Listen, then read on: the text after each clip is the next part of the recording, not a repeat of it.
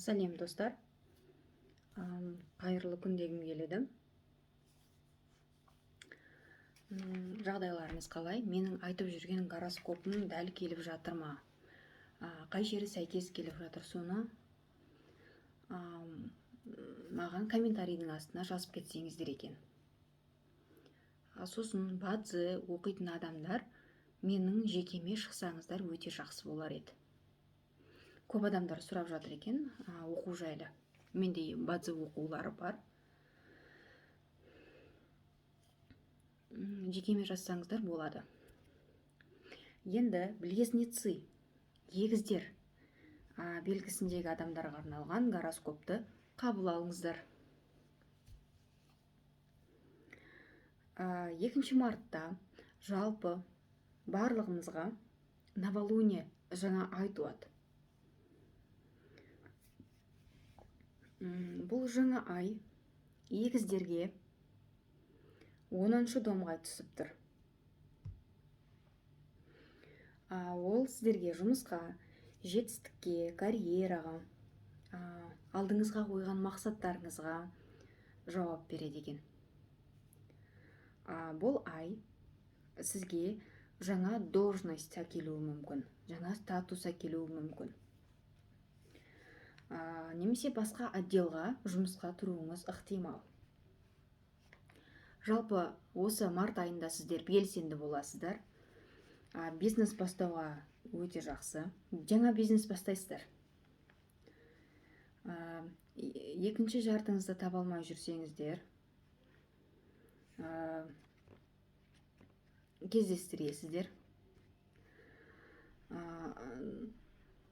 Жаңа айда жаңа қарым қатынасты білдіреді.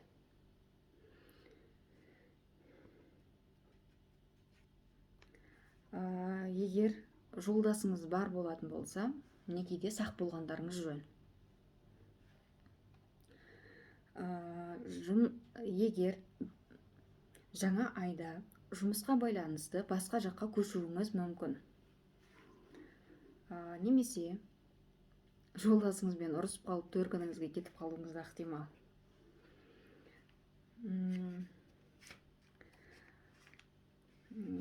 Оныншы дом, бізде 10-шы домда 4 планета кездеседі. Олар Луна, Солнце, Юпитер, Нептун. Егер Юпитер 10-шы домда болса, онда сәттілік болады деген сөз. Жалпы Юпитердің өзі сәтті планетаның бірі.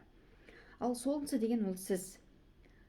Яғни сіз сәттілік, сізде сәттілік айы болады деген сөз. Қандай жағдай болмасын, барлығын к лучшему деп айтқандарыңыз дұрыс. 5-6 мартта Солнце 10-шы домға тағы да келіп тұр екен. Өмірлеріңізде үлкен жеңіс болғалы тұр. Көптен жасай алмай жүргенді жасайсыз, өз-өзіңізді қатты мақтайтын боласыздар. Жалпы қолыңыздан келеді деген сөз. Бұл жаңалықты бәрімен бөліскіңіз келеді.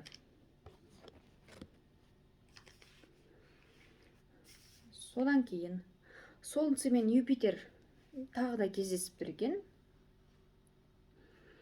Юпитер дегеніміз жаңағы айтқанымдай сәттілік планетасы, ал Солнце деген сіз боласыз. Сәттілік планетасы ғой, Юпитер, триумфы. Өзіңізді жоғары бағалайтын боласыздар, егіздер. Жалпы өзіңізді дамытсаңыз, барлығы жақсы болады. Содан кейін 7 мартта Венера мен Марс кездеседі. Венера әйел адамның энергиясы болса, Марс ер адамның энергиясы. Аспанда Венера мен Марс бірге келе жатыр. Көптен бері бірге келе жатыр, февральдан бері. Бұл қарым-қатынасты жақсартуға, екінші жартыңызды табуға, немесе бизнес серіктеспен жұмыс жасауға өте қолайлы. Одан кейін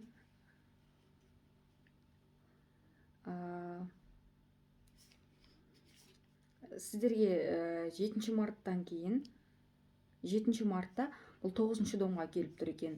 Бұл мұғалім мен оқушыны білдіреді. Мүмкін сіз өзіңіздің көптен іздеп жүрген мұғаліміңізді табатын боласыздар. Мысалы, сіздер Инстаграм арқылы бір таргет немесе бадзы көп қой, немесе құрақ көрпе деген сияқты бір курсты оқығыңыз келді. Март айында сіз өзіңіздің іздеген мұғаліміңізді тауып аласыз деген сөз. Немесе өзіңіз көптеген адамдарға сабақ беріп бастайсыздар. Білім алуға немесе білім беруге өте сәтті ай. Менің айтарым, жалпы менің кеңесім, егіздер осы март айында құр жібермегендеріңіз дұрыс. Міндетті түрде бір жаңа бизнес бастаңыздар. Немесе өзіңіз көптен оқи алмай жүрген курсты бастаңыздар. Жалпы 9 дом деген әр елдің салт дәстүрін білдіреді.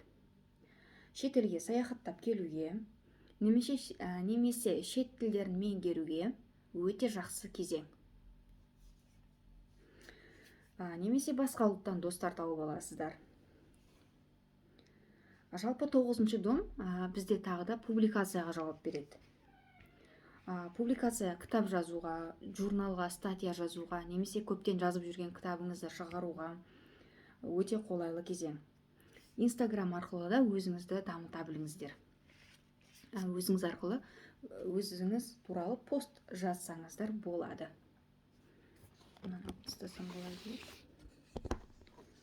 Енді дұрыс сияқты. Адвокатпен, юристпен жұмыс жасау болады. Құжатпен жұмыс жасап бастайсыздар. Некенің арқасында бір елдің гражданствосын алғалы отырсыздар. 11 мартта Меркурий 10 домға келіп тұр. Жаңа арман мақсатқа байланысты болады жұмыстарыңыз. Жұмысқа байланысты да жаңалықтар көп болады. Өзіңіз жасайтын организацияда өзгерістер болады, заңдар өзгереді. Немесе бастығыңыз жайлы жаңалықтар болады, немесе бастығыңыз ауысуы мүмкін. 18 март күні ай полнолуние болады, ай толады. Жалпы полнолуние дегеніміз бір дүниенің аяқталуын білдіреді. 18 мартта сіздерге 4 домға келіп тұр екен. Ол тұратын үйлеріңізге байланысты жаңалықтар болады деген сөз. Пропискаға отыруға, пропискадан шығуға, үй алуға, жер алуға, сатуға, сатып алуға осындай жаңалықтар болады. Немесе үйіңізге заттар аласыз, немесе үйіңіздегі заттарды сатуға қоясыздар. Үйіңізде көптен жасап жүрген ремонт аяқталуы да мүмкін. Немесе үйіңіздің құжаттарын жасата алмай жүрсеңіздер, құжаттарын жасатып бастайсыздар. Үйдің дизайнымен айналысқанда пайдалы. Үйіңіздегі мебельдерді ауыстыруға да болады. 4 дом бізде жайлылыққа және де автомобильге жауап беретін болады. Үйге қатысты, машинаға қатысты мәселеге шешім қабылдайсыздар. Отбасының құрамы өзгергелі тұр. Мысал алатын болсақ, сіз егер бауырларыңызбен тұратын болсаңыздар, бауырыңыздың келіншегі бала көтеруі мүмкін. Немесе әпкеңіз ажырасып үйіне келуі мүмкін деген сияқты бір өзгерістер болады. Немесе полнолуниеде тағы бір бауырыңыздың бар екенін білетін боласыздар. Сонымен қатар паспорт, фамилия ауыстыруға өте жақсы қолайлы. Ал 21 март күні Солнце 11 домға келіп тұр. Бұл қоғамды және де достарды білдіреді. Достарыңыз көбеюі мүмкін, немесе а,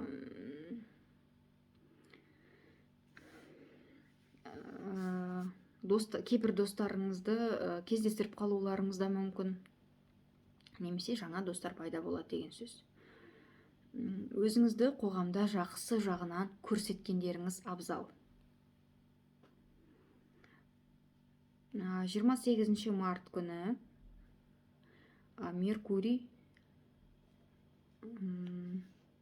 Меркурий келеді екен. Ол да достарға байланысты жаңалықтар болады деген сөз. Көп адамды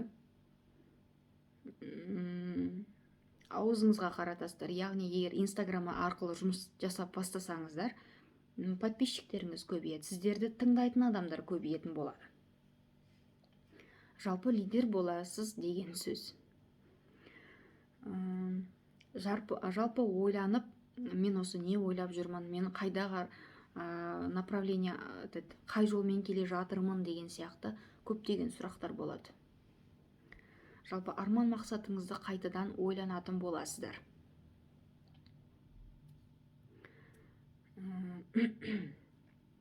Жалпы осы март айында сіздерге арман мақсаттарыңызға байланысты бір знактар болады.